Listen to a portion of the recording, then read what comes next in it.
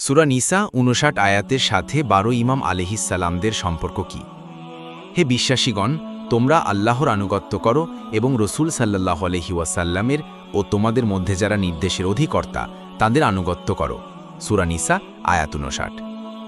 হযরত জাবির বিন আব্দুল্লাহ আনসারী থেকে বর্ণিত এই আয়াতটি যখন অবতীর্ণ হয় তখন আমি রসূলে খুদা সাল্লাল্লাহু আলাইহি ওয়াসাল্লামকে জিজ্ঞেস করলাম, হে আল্লাহর রসূল সাল্লাল্লাহু আলাইহি ওয়াসাল্লাম, আমরা আল্লাহ ও তার রসূল সাল্লাল্লাহু আলাইহি ওয়াসাল্লামকে চিনেছি। এখন উক্ত আয়াত অনুযায়ী কে চেনা আমাদের জন্য একান্ত প্রয়োজন? যাদেরকে অনুসরণ করা, যাদের আনুগত্য করা আমাদের জন্য ফরজ করা হয়েছে, অনুগ্রহ করে আপনি আমাদের জন্য উদ্দেশ্য বলে দিন।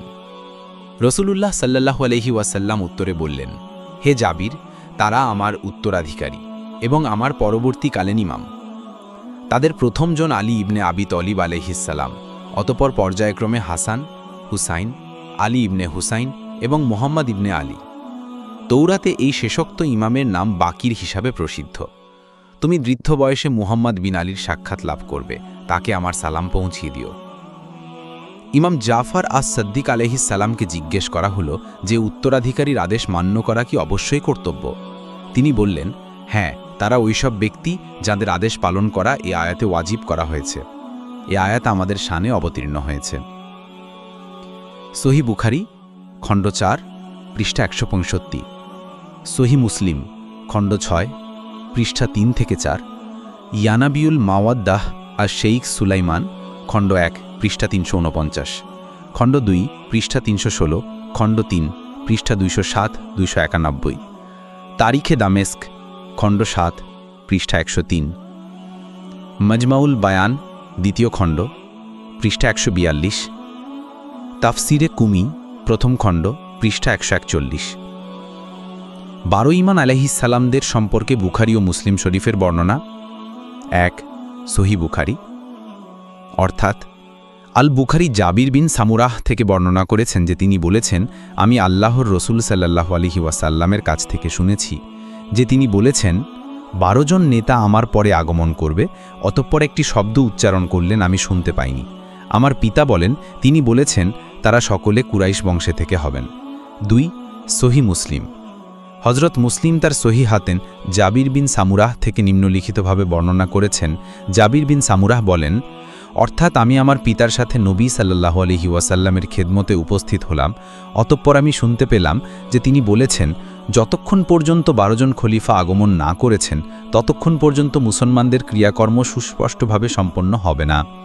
তিনি বলেন, রসূল সাল্লাল্লাহু আলাইহি ওয়াসাল্লাম কি যে বলেছেন আমি বুঝতে পারিনি। তিনি বলেন, আমি আমার বাবাকে বললাম, তিনি কি বলেছিলেন? উত্তরে আমার পিতা বলেন, তিনি বলেছেন তারা সকলে কুরাইশ বংশ থেকে হবেন। সহিহ বুখারী খণ্ড ৯ পৃষ্ঠা ১০১, কিতাবুল আহকাম বাব নং ৫১, বাবুল ইস্তিখালাফ, সহিহ বুখারী /২২, সহিহ মুসলিম খণ্ড ৬ পৃষ্ঠা ৩ ও ৪, মিসর প্রিন্ট। তিনি ৮০টা সনদসহ বিভিন্ন প্রকারের শব্দের তারতম্যের মাধ্যমে উক্ত বিষয়ে হাদিস বর্ণনা করেছেন। সহিহ মুসলিম /৪৬০০। ১২ ইমাম আলাইহিসসালামদের সম্পর্কে আবু দাউদ ও তিরমিজি শরীফের বর্ণনা। ৩.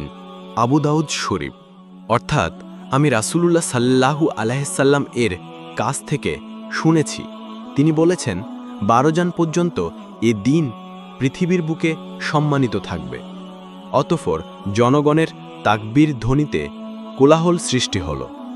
পরে তিনি কি যেন একটা শব্দ বললেন। আমি আমার পিতাকে জিজ্ঞেস করলাম, হে পিতা, তিনি কি বলছেন? পিতা বললেন, তিনি বলেছেন তারা সকলে কুরাইশ বংশ থেকে আসবেন। ৪.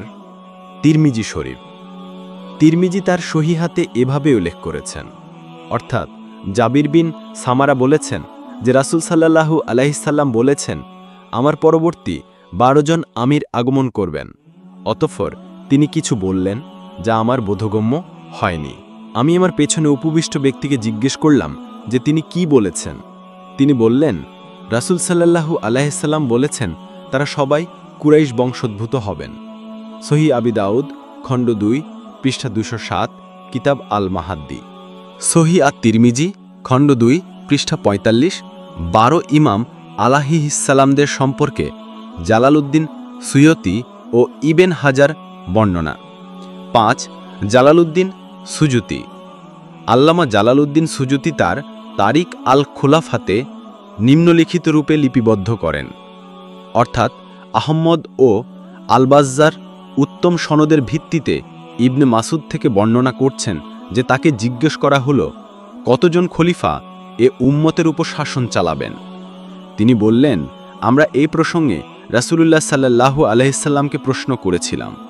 তিনি বলেছেন তার বানি ইসরায়েলের 12 জন নকিবের সমান সংখ্যক হবেন। 6 ইবনে হাজার আসকালানি।